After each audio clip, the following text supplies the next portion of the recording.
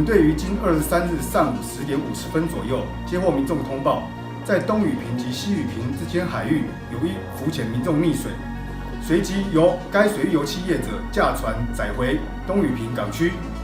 由本队同仁及卫生所护士实施 CPR 抢救，为人宣告不治。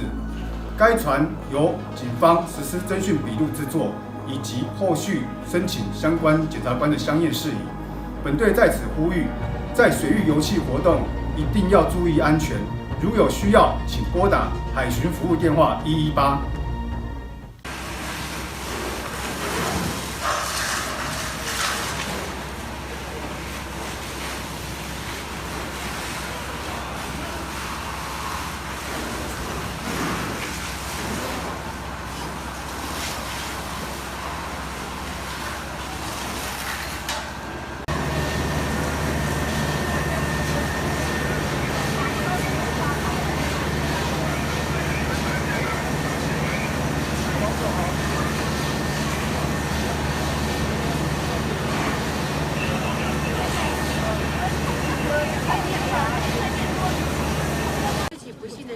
是今天早上4点17分，那这个消防局接获报案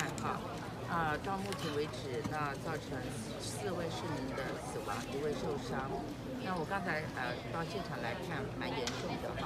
那因为这个地方人口很密集，又是商圈所以消防局在第7天就研判要加强救援，所以今天一共出动了8个分队高达70多位的这个消防同仁来救援。那初步是有听到，据附近的住户表示，初步有听到爆炸声，不过详细的情形还是要进行火场调查那等这个检察官还有这个火调官来调查以后才知道为什么原因发生。